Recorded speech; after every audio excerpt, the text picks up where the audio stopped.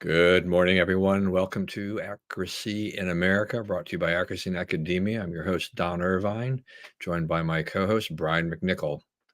Good morning and hello, deplorables, drags, despicables, chumps, Neanderthals, semi-fascists, weirdos, maggots, and of course those dog-faced pony soldiers. All right. Well, weather-wise, nice. Oh, really? Yeah, it's like it shifts very rapidly. I have a question though, just on general things.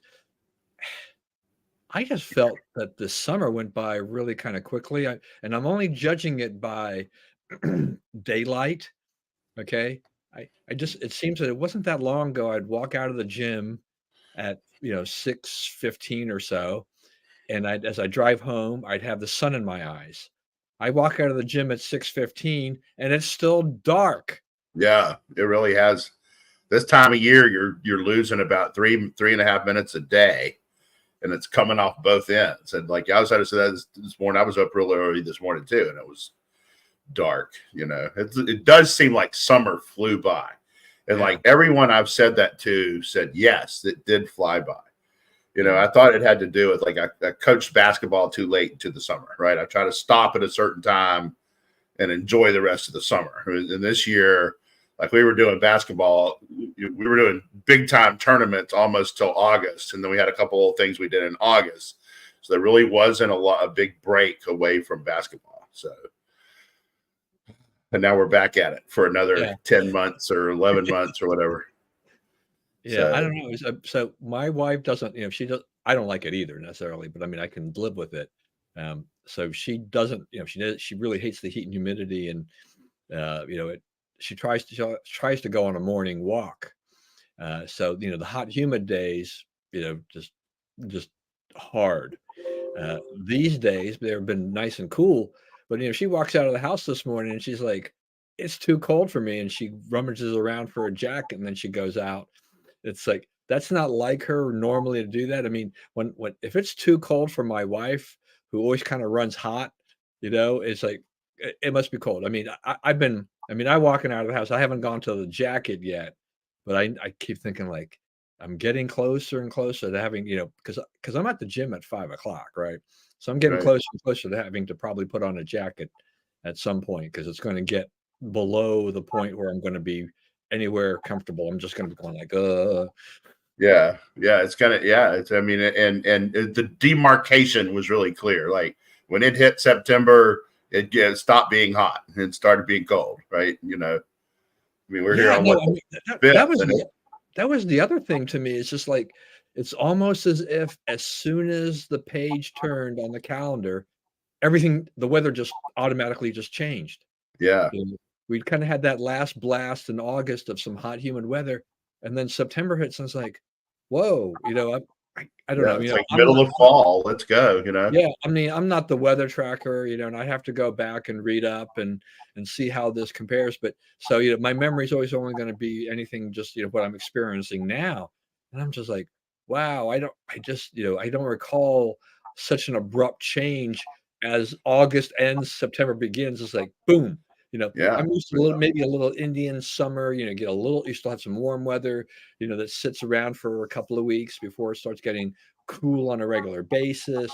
But this one just went bam Yeah. It's like that. I've been out at night a few times here lately, and it's pretty cool. By the like the end of these games and whatnot, is you need a jacket. Yeah, yeah.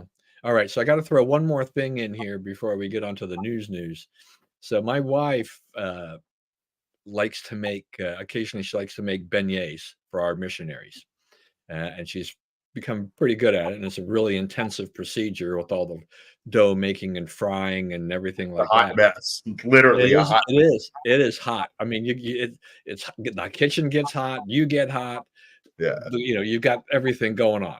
And so we were trying to explain this to our young missionaries the last couple of days as to what this is. A lot of them have never seen a beignet before. They look at this thing and they think it's a scone. And we like, Oh. no, it's not a scone. This is what happens when you grow up in Utah. Okay. You think everything that's breaded is scone. Okay. Yeah. And so I thought, I need to look back on this.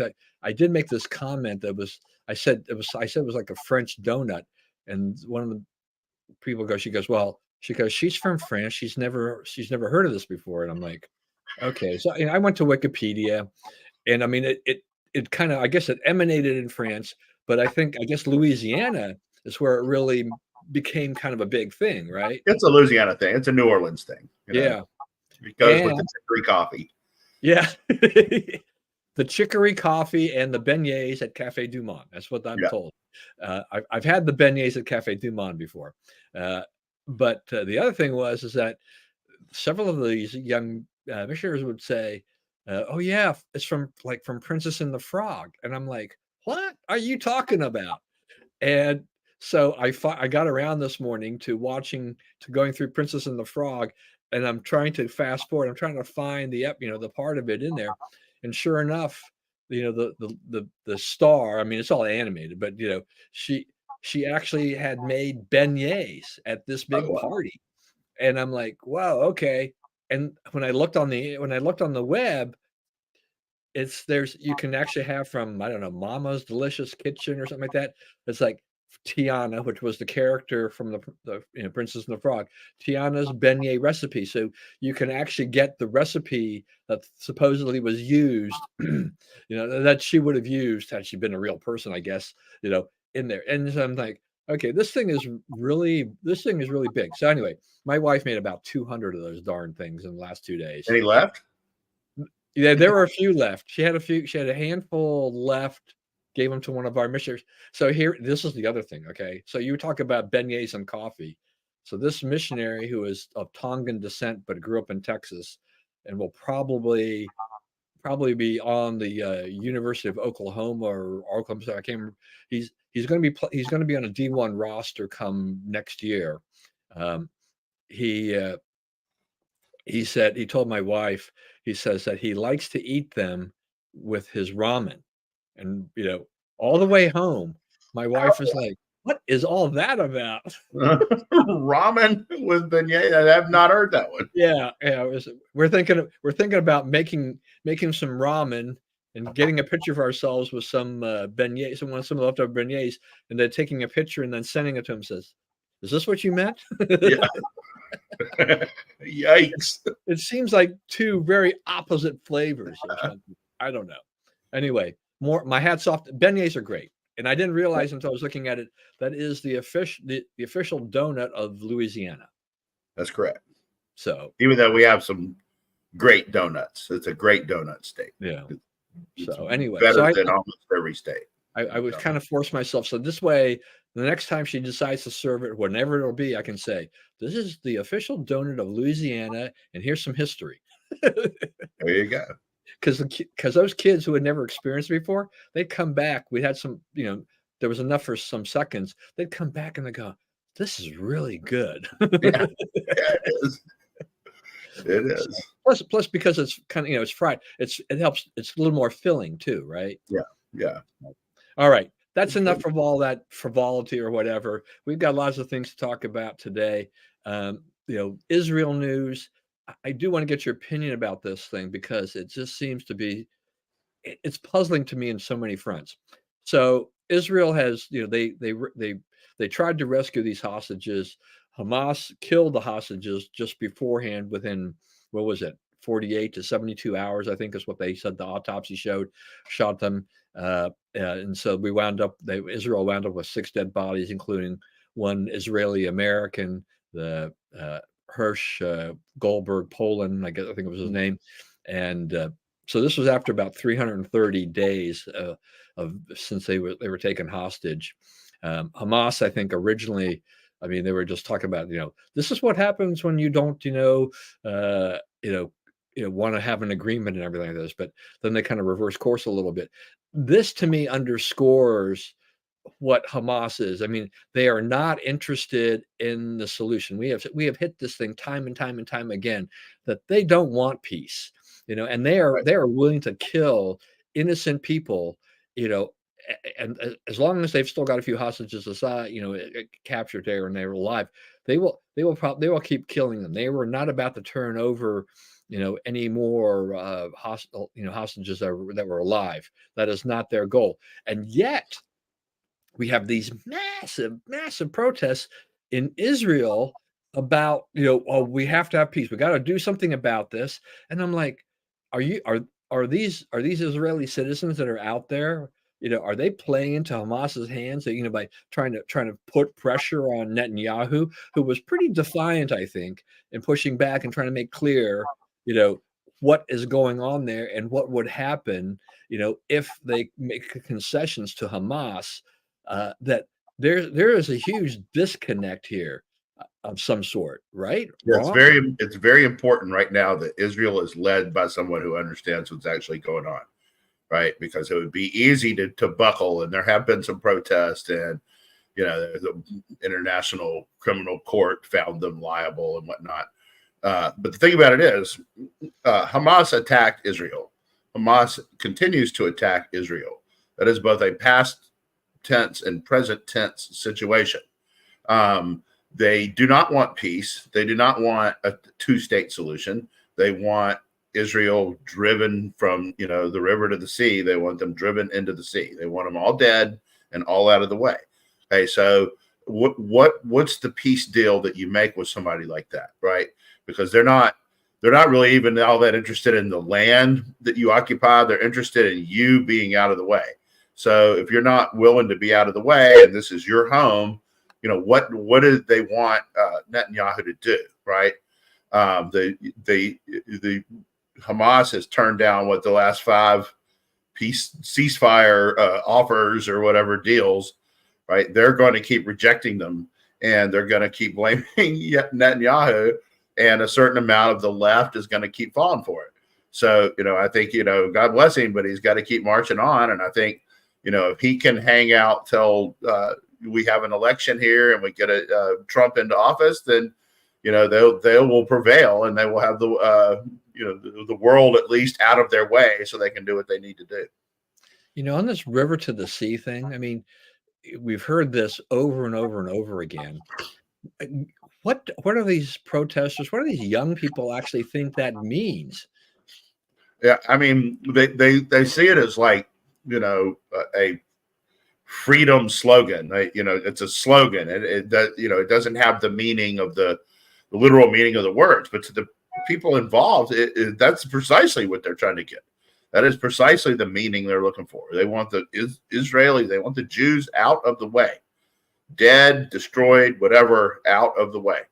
And you don't get to kick those people out of their homes. You don't get to do it. Yeah, I think you're right on that too. Is that it's become a popularized slogan, and they really don't understand what the real meaning of it is. They just think, oh, well, this brings us peace. This gives us the two-state solution. We will never have another problem, anymore going forward. It's like, do you know exactly who Hamas is? Have you actually been watching how things have been going? Have you watched the interviews with the hostages that have been able to be recaptured, by Israeli forces, be interviewed about the conditions they lived in, the tunnel systems, all of the things, all the degradation and deprivation that they faced during their time in captivity. It's like it just goes right over their head, because they're so caught up with these left-wing messages that say, we have got to have this peace, and it's all about peace. But Hamas isn't about peace. If Hamas was about peace, they never would have attacked, on October 7th to begin with. This was a bold attack, and they took all these people hostage. That is not about peace. People who want peace do not go in and kill and capture innocent civilians and then hold them for what has been 335 days. And some have come home alive. A lot of them come home dead. It is an unfortunate situation as to what has been going on there. And I mean, Netanyahu's doing all he can. I feel the pressure that they are put on him is like, I just wish I could shout out and say, you guys are just idiots. You don't understand what's going on here. I mean, maybe not all of Netanyahu's policies are what we would all agree on, but you've got to stand firm on this. He gives an Right. inch to these guys. It's that whole thing. You give an inch, they're going to take a mile, right? And they will. And they Hamas. don't. They're not interested in peace. They're not interested in two state solution. There's no negotiating with them. There's nothing to negotiate, right? They won't agree to quit shooting for very long. If they do agree to it, they will violate it because their goal has not been accomplished. Their goal is to wipe the Jews out of Israel. As long as the Jews are still in Israel, they're still working on their problem, right? So you have to treat them as people who are never going to stop. Okay, so what do you do when you have somebody who's never going to stop, right? And I think that's what Israel's doing, which is you make it where it's hard to stay alive if you don't stop. Okay, so the other thing too I want to ask about is this, that we had the Department of Justice, unsealed this indictment they had against 6 Hamas leaders. 3 of them are dead now, apparently, I guess. But that they've charged them in the deaths, on October 7th. So this happened back in February. We're just learning about it now that they've unsealed it. I guess, but I'm not sure what the effectiveness of this was going to be anyway. I mean, they couldn't really do anything unless they somehow got these people to the U.S. I don't see how that was ever really going to happen to begin with. They use indictments to make political statements, right? They've always kind of done this. It's like, okay, we're back on being pro-Israel, therefore we're indicting a bunch of dead Hamas guys, right? I guess you heard they've indicted. They're going after a company called Tencent Media. And they're saying that they were taking their directions from the Russians, and the Russians were giving them money and directing that their people, like Benny Johnson. Are you aware of who he is? He's like a blogger. Benny interned with us. Okay, so Benny. And there's 2 or 3 others that are with them that are. They're saying they were delivering Russian propaganda, and they say unwittingly, right? Taylor Hansen, whose thing seems to be, he exposes the drag shows and he focuses on the pedo pervert aspect of Democrats. Those were Russian messages that they were being paid to introduce into the American political discussion, right? That's what they're not charged. The company is charged. And it's unclear, other than disagreeing with the Biden administration, what they did wrong, right? It looks like they are prosecuting, opinions they don't like. Could be wrong, could be more to it than that, but that's what it looks like now. Yeah, I mean, at least with the Israel, with this whole Hamas thing, the unsealing of this indictment, coming here with the last 60 days of the campaign seems to be very political, right? Right. So the Biden administration has been tough from day one, or at least early on. They finally figured out, and they said, we're going after we're indicting these people. Not necessarily that we'll be able to do anything with them because you've got to get them to the U.S. to actually punish them. But we were there. We planted that flag as such, and now that we're 2 months. Less than 2 months into the rest of the election, we're going to let everybody know, this is what we've done.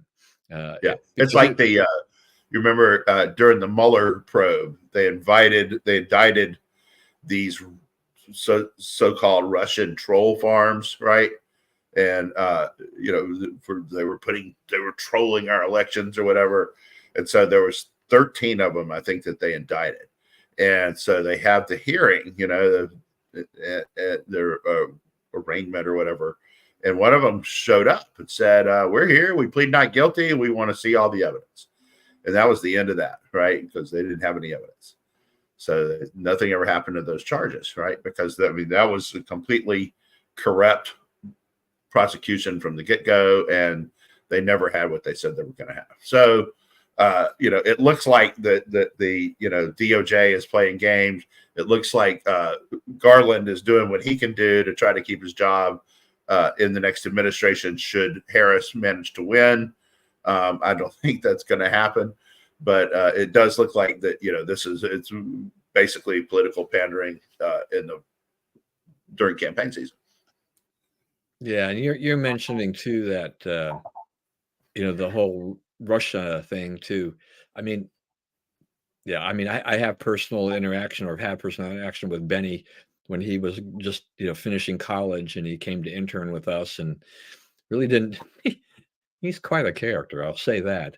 I'm not, and I'll only admit that we did this, but I don't actually try to go after and say I knew Benny before he became famous because he's got a checkered history about honesty along the way.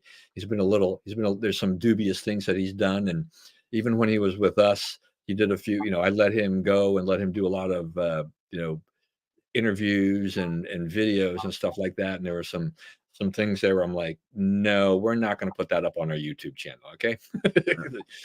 That doesn't fit with what we had. But he did do a really, he did do some good ones, over time, and everything like that. And just, which was nice. I mean, and I'm glad that he's having success, but when I saw that he was part of this thing, I thought, why does this not surprise me? I'm not commenting on, I wasn't saying like, I thought it was true, but it's like, if everybody was going to be, put into this, pool of people they were going to accuse. Yeah, Benny was going to be in that some way, somehow. There's a guy named Poole that's involved in it. Tim Poole is the other guy who I don't know. I mean, I think you're more well versed on some of this. I mean, I basically don't watch anything that Benny does, and I don't know who these other guys are. And I think there was this tie to something called the Harlan Daily or something like that, which is like, and that's one of the ways that they set this thing up. There's like, I have no idea what this is. I'm obviously not spending enough time on the internet to see what all this propaganda is. That's probably not it. You're spending plenty of time on the internet. I'm actually trying to see things that are from legitimate news sources when I can, or at least look at what the liberal media is doing to see what's going on there, so I know what the heck they're doing. But I'm not really interested in a lot of other places I've never heard before. I mean, if it pops up, I'm on YouTube a little bit more now. You know what? The thing about it is, though, it's moving that way. Right. I mean, I don't trust CBS to tell me the truth any more than Benny or Taylor Hansen or any of those guys. And why should we? They've been caught dead to rights and brazen lies. Right. All the networks have at this point. One of Trump's strategies on his campaign is he's doing these podcasts, right? With, I guess he did one with Lex Friedman last day or so, well-known podcasters that have millions of followers, listeners, whatever you do to a podcast. And, because he's being painted as this, madman, crazy idiot, right? And so he sits down and talks to these people whose job is to sit around and talk to people all day. And, he sounds normal and he gives answers that in some cases are quite surprising, right? He's thought about some issues, and like he talked to the one guy about addiction, and, Trump's put a lot of, I mean, it cost him the life of his brother, as it did me. Right. And so you start thinking about like, what was that? What could we have done as people, in that person's life to have prevented this, to have gotten them, so you do a lot of thinking about like, who was I in this person's life? What could have been done? There's a lot of stuff that goes into that. So, there's a dimension that like, not the typical candidate, you would never get it out of them. Right. And his opponent happens to be, even farther, even more inaccessible to the press. Like she makes a point of not talking to any press that she doesn't have to, right? And if she does, it's very fleeting and she can escape away and she's never like nailed down, right? You're really nailing Jello to a wall there. So it's becoming a viable, I mean, we'll see how viable, I guess it is in 60 days or whatever, campaign strategy on the part of Trump to go around, legacy media, right? Which is, I think, the MRC counted it up the other day, and like 87% of the coverage of her was favorable, 92% of the coverage of him was unfavorable. She got like 6 times as much coverage, right, and so forth. I mean, the media makes a point of favoring her in every way they plausibly can. The whole tone of the Dana Bash questions, right, of people on their side and our side, our guys are trying to catch them in a lie and nail them to the wall, right? Their guys, it's like, how do you feel about your mom? Right? It's those kind of softball questions and no follow up and all this, and their plan now is to try to slide her in there past any media scrutiny at all. Right. And, meanwhile, you have a candidate who is using these bloggers and these untraditional media sources to give access that no candidate has ever given before. So it's interesting juxtaposition. We say we're for transparency, but we're about to find out. Yeah, I mean, I think that is interesting to see, how Trump has gone beyond traditional media. I mean, I find myself, basically now, kind of looking at some of the CBS, ABC, NBC, whatever they're putting off on streaming. Since I don't have cable, I just watch their streaming news, Fox as well. And then I'll also look at, what is Megyn Kelly saying about some of this.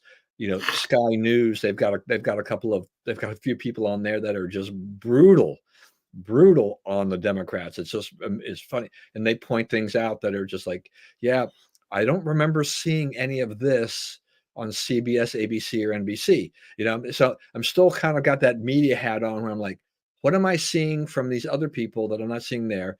Trump, by going to these things, and I think, talking about addiction or anything else, when Trump starts to humanize these things on himself, that's a different kind of Donald Trump. That is a kind of Donald Trump that, we also need to have and hear a little bit of, because, as you're talking about all the negative coverage of Trump, this is a positive thing, rather than just being kind of labeled as the bully and the guy who's just throwing epithets or whatever at Harris. Yeah. There is this other side, and yeah, having lost a brother to addiction, he has something he can talk about. I mean, he could take that as far as he wants in terms of, we want to, in our administration, this time around, we're really going to work hard on treatment programs, getting people help, that they need, and trying to find something that closes the gap, because we're still losing too many people to addiction. This is a tragedy in America, and we've got to find a way to do this to help these people get off this stuff. And I mean, we see, we've seen for decades Hollywood stars and things like that. The big blow up, in the media with Matthew Perry and his ketamine thing and the ketamine queen and all this kind of stuff. It's like, these things never should have happened. I mean, this stuff should have happened in my mind, but it's out there, and we've got to find a way to try to cut these pipelines off. I don't know the answer to it, but it's just a terrible, terrible thing when people have these addictions, whether or not it's drugs or alcohol or whatever, things that just drive them, and drive them to an early grave. It's just such an unfortunate situation. Well, I want to stay international just for a little bit, and then we're going to go to the Harris Walz interview, which you've just briefly touched on. Ukraine, they got attacked by some missiles from Russia. Had some damage in there. Zelensky's calling for some more missile defense from the West. I hope he gets it. I don't know if he'll get it exactly.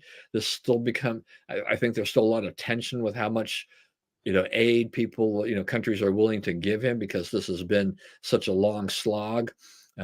But, Ukraine, we've talked about it last few weeks. Ukraine made some incursions into Russia and kind of, put Russia off kilter a little bit. Russia's now trying to fight back, but this is still this kind of just tit for tat little thing now. And, Putin will keep throwing people at this as long as he can, and he's got the bigger population, so Yeah, he can outlast them just if he keeps throwing people at the situation. right. This is like New York and New England going, all ganging up on Vermont. I mean, it's just Vermont can hold them off for a while, make it difficult, but Vermont's not going to win, right? Yeah. We know that, so that's part of what's going on. Part of what's going on, the Russians, like you say, they're back into doing damage deep in Russia. I mean, deep in Ukraine, they've sort of been given another license to go in and even the score, reset the situation, and so forth. So that's part of what's going on. They knocked down a lot of power in the middle of the country, with what they've done and so forth. Doing with drones and aircraft. So Ukraine doesn't have control of its airspace anymore for whatever reason. So you got to come up with Iron Dome or some equivalent pretty quick, because that's you don't have control of the airspace. That's about all you can do. Oh, I know what I wanted to ask too, because when you brought up when we'd had that little discussion here about the whole Russia interference thing, is that what would be the benefit of Russia wanting to see Donald Trump elected? Right. See, that's I think I ask people that all the time. It's like, Putin took Crimea under zero. He took Georgia under W. He took Ukraine under Joe.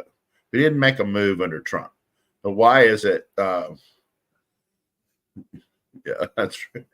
that's right. Well, I mean, there is, the argument they make, in fact, is that most of the aid, what we call sending aid to Ukraine, is buying equipment, military equipment from American manufacturers and sending it to Ukraine. All right. So we're actually spending the money, that we're spending on Ukraine in our own country. Right. It's it's given to American workers to make American products to ship overseas. So that's one of the arguments in favor of it. So Biden probably is getting some kind of kickback. And of course, I guess more has come out in the last week or so about, his family's involvement with Burisma and with people all over the world getting kickbacks and so forth. And I guess Junior's trial starts today, right? Hunter's I trial think so, yeah. starts today in California. So there'll be a lot more of this to come out then. I wonder, I know it's made the news, but I kind of wonder how much attention will be paid to Hunter's trial. I mean, with his dad out of the race, is that as big a deal as it would have been? I mean, this, Hunter definitely was a drag on his father for a certainty. I mean, Joe had many reasons, or that there's many failings of Joe Biden, but this was also going to be another albatross around his neck. Was the fact that Hunter couldn't escape this trial.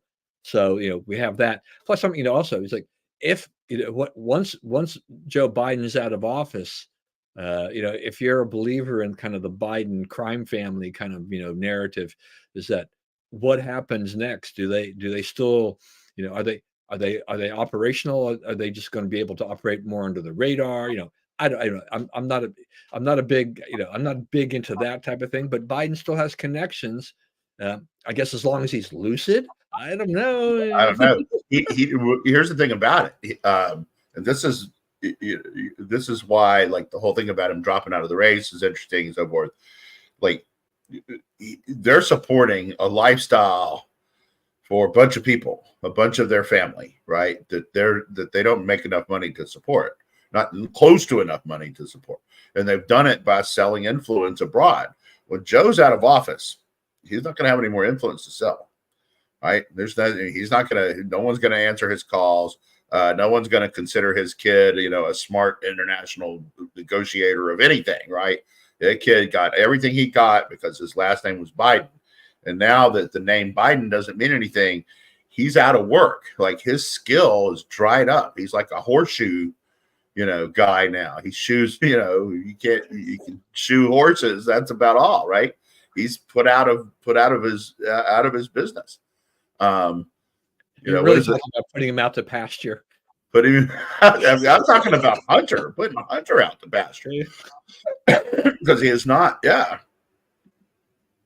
he has said he won't pardon Hunter, and he won't commute sentence. So I don't believe that, but he has said that, and I don't think the other thing that lost is like Hunter had the power over his dad to say, oh yeah, you don't pardon me.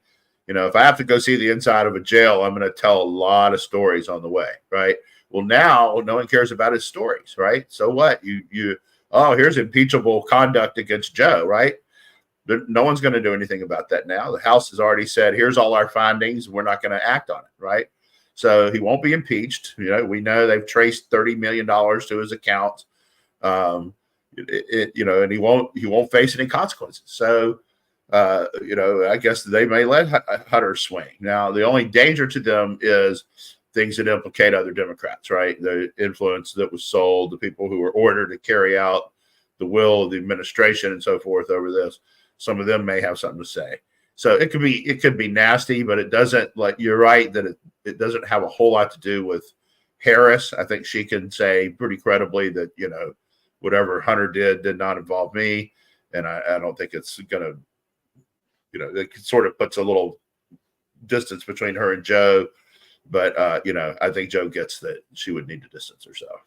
So, here's a couple of last thoughts about the potential income stream post-Biden presidency. One is that Joe Biden, probably he'll have to just rely on whatever the government pension is, for all his public service and whatever investment income they have. I mean, I guess Dr. Jill could write a book or whatever, my journey with. I mean, if you're 82 years old, you may not need 4 houses. Yeah. You'll be able to get down to like a house or two. Right. And I think we ought to watch exactly how their lifestyle changes once he leaves office. But maybe Dr. Jill writes a book about her journey with dementia or something like as a caregiver or something like that. Yeah. But a lot of these former presidents, a lot of them in the past have made good money on the speaking circuit. You can't put Joe on the speaking circuit. That's right. It doesn't work. It doesn't work unless you're going to put him up for like a 3-minute speech where he can read 3 lines or 4 lines off a prompter, and then that's it, because he's gone. I mean, he needs to retire. Watching him on the campaign trail with Kamala has been excruciatingly painful. Yeah. It's I don't understand what he's doing. And for Hunter, I'm thinking like, he still has an potential income stream when that's his paintings. I'll give you $10 for that painting. He ain't gonna get $100,000 for it. Yeah, that's another one that's it dries up. He's about to learn some harsh lessons about how much of it was his name and how much of it was him. When I went to the Hill, there was people working in my office who'd been like one lady, her husband had been prosecuted as part of the Abramoff scandal, right? And so my boss called me in the first day. He said, I want you to remember something. Donald Rumsfeld once said that anytime you get invited to something in Washington, they're not inviting you. They're inviting the person in your position. So when you go, you remember, you're not Brian, you're their favorite guy. You're the guy who occupies that chair, and they're trying to influence the person in that chair, right? So, like, I'll never forget, who Mike Allen is, who runs Axios? Yeah. Like, the second day I was there, Mike Allen comes streaming into my office, right? I've been looking forward to meeting you and all this stuff, I mean, just total, like, snow job, right? And you could see it, but this is a guy, he reports on Capitol Hill, and he needs to, like, make good impressions on all the committee press secretaries, right? I mean, that's his job, is to kiss up to those people. And suddenly I'm like, wow, I'm one of those people, right? That's what the boss was talking about yesterday, right? That's exactly what he meant. I got that treatment because, I was of the position that I held, not who I am, because this guy, he acted like he knew me and wanted to meet me and had heard all this stuff about me. All he knew about me was I was in a job of a person that he needs to needs to do his job, right? He needs to know to be able to do his job. So, I mean, you got to be able to spot what people's intentions are. And, and you should start from the assumption that nobody likes you, right? And no one likes you in Washington at all. We all hate each other to the bone. Our party, the other party, everything is self-interest. Every once in a while, you'll find out that that's not true, that something happened that was not the result of someone's self-interest, right? But it's a rare thing, right? It's like it's easy to not prepare for that and just ride it when it happens than to not prepare for the other, because that's your daily life, right? Okay, so that reminds me of, sorry to be so cynical, but yeah, no, but that reminds me of an experience I had at the Washington Post shareholder meeting, right? So I went to a few with my father, but one year, I think it was around 1985, and I had owned my own shares. I bought my own shares in my retirement account or whatever, and so I went ahead and my father gave me a question to ask, so I stood up, as a second question person. And so after the shareholders meeting over, my father and I are in the back of the room. So these meetings were always held at Washington Post headquarters on 15th Street. And they had all the paraphernalia, the stockholder reports, and they owned a lot of different companies and blah, blah, blah, just information on all the companies they own. And several of the board members they were in the front on the dais, and they came streaming back to the back of the room. And they're like, it was like the legal counsel and one or two other guys was like, "Oh, I'm so-and-so. I am so happy to meet you, to COCCQ, to following in your father's footsteps." And I'm like, "No, you're not." I was like, I was still pretty young back then, but I'm still thinking no, it's because I'm Rita Irvine's son at this point in time. And they're trying to get a gauge as to what's going on there, because my father had been a thorn in their side at every shareholders meeting as far as I can recall. And they're trying to figure out, will I do the same going forward, when it's my turn? Yeah, that's right. Yeah, but it's funny. It was just one of those funny experiences. Well, maybe we'll see Hunter Biden, maybe for 10 cents a day or something like that. If he goes to jail or prison or whatever, that they'll say, "Hey, can you teach the other inmates how to paint?" And you can charge them 10 cents a day. And turn out good painters. We'll give you some painting supplies. Who knows? It'll got me a skill in stir, honey. I don't know. So anyway, all right. And then lastly, before we move on to the Harris thing, is just this, where the U.S. seized the Nicolas Maduro's plane that was in the Dominican Republic, and I guess it had been bought through some shell company, and so they determined that had been done illegally, so they've seized that plane. Maduro, I mean, here we are. It's been over a month since the election. All sources have made it clear that Maduro lost his election. He's still there, and he's trying to, I guess he's called for the arrest of his opponent. And now, to top it off, he says Christmas is going to begin on October 1? Yeah. Needed to move it up for some reason. Was it trying to help the economy or something? How much more crazy, clownish stuff can we see in Venezuela?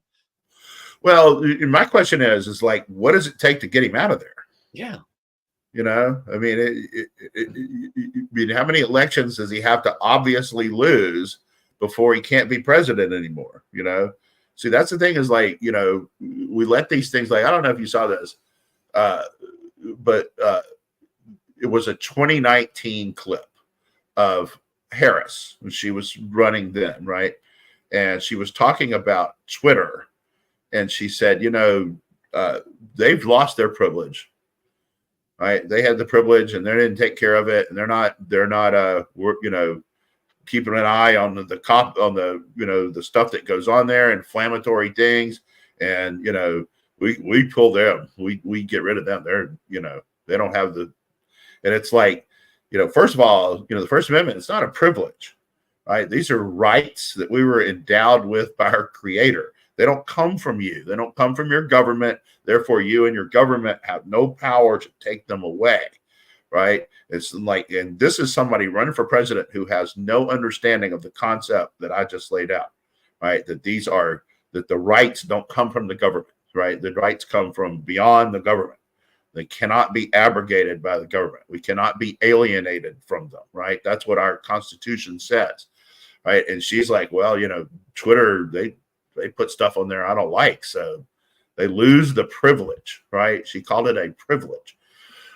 So these are the people we're running against. These are the people that are on the other side of the political aisle, and this is how they think, right? So, people coming out and saying, hey, he lost the election, he needs to go, and then being persecuted for that, for expressing that view, they're comfortable with that. They think that's part of the process. They think that's legit. So, you're dealing with, half the country that does not care about the Constitution, does not care about individual rights or individual dignity at all, right? And, you have a candidate who, so they don't care that, like, she doesn't talk to the press, she doesn't explain herself, she doesn't, you don't know what she thinks or why, because, they don't consider Americans to have the right to know. Yeah. All right. Yeah, I don't know. I mean, the longer he stays in there, it's like, so then why even bother having an election at all? That's a Exactly. complete far. Right. Right. Right. So Because what do we do? What does the United States do? How do we yeah, get him out? yeah. This is a You good know, question. All right, so on to the Harris Walz interview. This may be one of the last things we go on and hear in depth. Several things that I wrote down here about to comment on. She mentioned turning the page, except exactly right. who's been, which party's been in power more in the last 10 years. I think it's starts with D.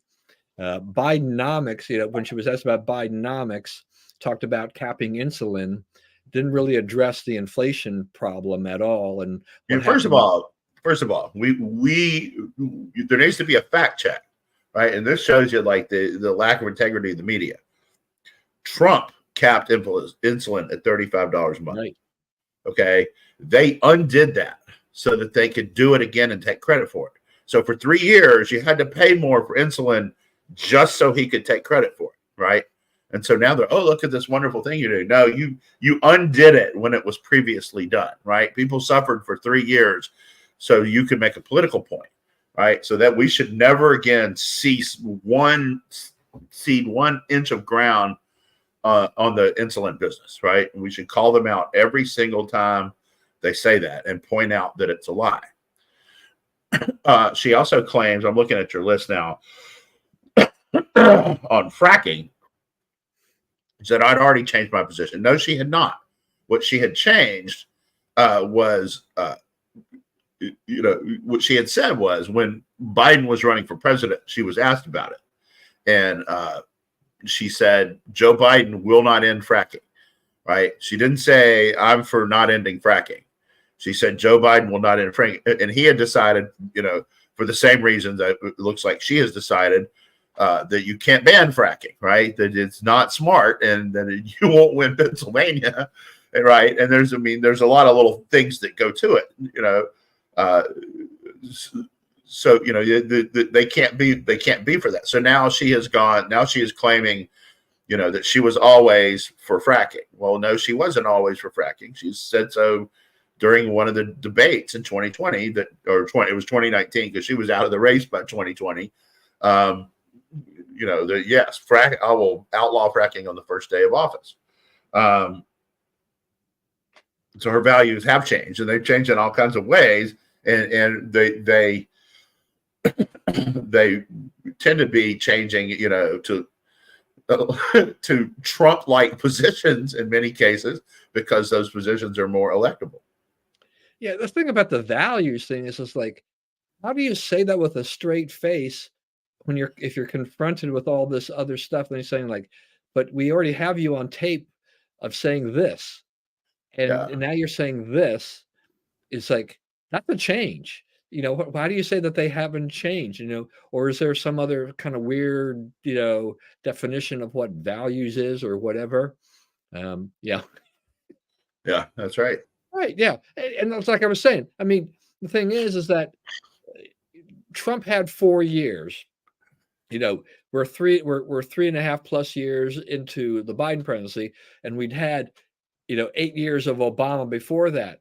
A lot of the policies that are out there in place were put in by Democrats. So who are we turning the page from? And if you're in a Democrat administration, who are you turning the page from? I mean, it's like you are the vice president. Are you turning the page from your president? Is that what you're trying to say? Are you trying to run away from the president and yet not run away from the president? She does kind of go back and forth, right? She's picking Right. off some positions, right? Right. And she can't say anything too anti-Biden, right? Because she can't have him react poorly, right? She really needs him to stay positive, right? And just, he doesn't have to love it, but he's got to at least pretend to like it. Okay. So that's part of her thing. She, until that interview, and I'm not even, we didn't really get a lot of straight answers out of that interview. Like all these policy changes, they were announced in press releases released by unsigned staffers, right? So, I don't know. I mean, I'm just saying that, do you really mean this stuff? Or are you just putting stuff out? And, it all seems to be everything that you put out. You're changing your mind on fracking, on immigration, on insulin, all these things. And you seem to be moving, to doing things like Trump had them. Why don't we just elect Trump, right? Where is that question? Why don't, instead we get, the guy yesterday asking Corinne Jean-Pierre about her accents or whatever. Did you see this? Yeah, well, that's funny though. I mean, because if you actually watch if you watch the tape, you just see how she has adjusted her accent. Yeah, she's a complete fraud, right? And then, but this guy asked a question that she can laugh, and the press secretary can laugh in his face and move on. One thing is like the press has to be able to put somebody in there in that room who is opposite enough of the administration to ask questions to get these kind of answers, right? To get actual, an actual adversarial question. And we have this clown from Fox who never gets it right. I guess he has the job because his dad works there or whatever, and so, it's a forfeited opportunity because the guy's completely inept. Yeah, I mean, that's the problem is that Fox has got the wrong person in the White House correspondent role in that position. They've had better people doing that in the past. Yeah, I mean, this guy's horrible. He doesn't know what to ask. He can't ask a follow-up question, and he asks questions that they can give him a throw-off answer and move on. Yeah, he does not know how to do this game at all. Yeah, he hasn't learned how to do that at all. Yeah, I mean, there's nepotism. Anybody? Well, okay. Yeah, we can talk about that. So a couple more things here too. Then she talked about the Green New Deal and where we were involved in deadlines around time. Yeah, like Lori looked at me. That was what other kind of deadlines are there? Exactly. Deadlines aren't about time. I don't quite get that. Deadlines around time. You also, that answer that when it went with my thing. Like when she doesn't know what she's talking about, she does this. Yeah. Right. And then she launches into the deadlines around time. Right. I'm winging it. Yeah. Here it comes. I have no idea what I'm talking about, but here. Yeah. But here it comes. And so that's what she does. And then I also think that, I think the most telling thing about that interview is Bash's tone, right? She wanted to be able to get excited that she's presenting the candidate.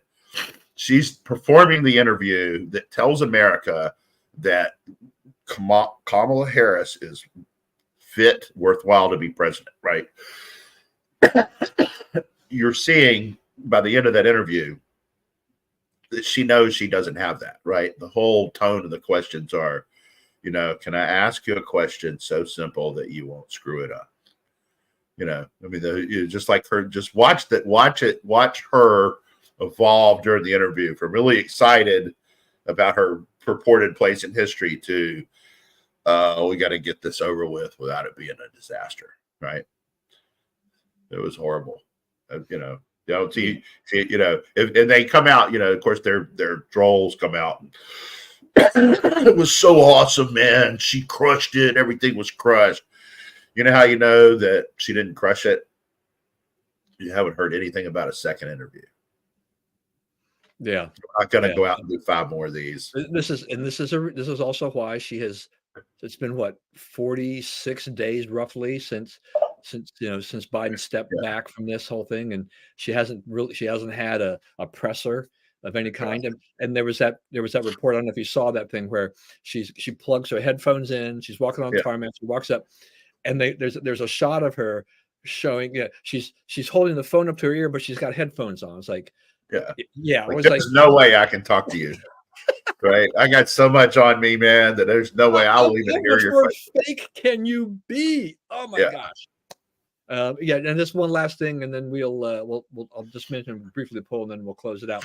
So then there was Tim Walz, who talked about, he got asked a question and about the weapons and war and stuff like that, and he said, well, his wife, he says it was bad grammar. Okay, it's like, look, I think there are a lot of excuses you can use, but bad grammar is this is one of the worst. Right. This has nothing to do with grammar. Everybody fits misspellings. Oh, it's bad grammar. No, it's bad spelling. There's difference. Grammar is a certain thing, right? It's not a whole bunch of things. It's just one thing. And that ain't it. What he's talking about ain't it. Yeah. Speaking of grammar. Yeah. Yeah, really, exactly. I love how you threw that in there. And I just want to say, so the polls seem to be shifting back towards Trump. We're seeing some move back towards there. Right. So I'm watching Polymarket because I found Polymarket to be kind of fascinating. We were before the convention and all that stuff, Trump was doing well, and then it shifted where became Trump was like 1 point ahead. Now Trump's back up 53-46, and other polls and I'm watching Real Clear Politics just list the polls, and I'm seeing movement going back, swinging a little more momentum or whatever you want to call it, back to Trump on this. So that's happening, and we're seeing others. I think CNN and MSNBC also reporting that Kamala's got some potential problems on the electoral map if she's not careful about that.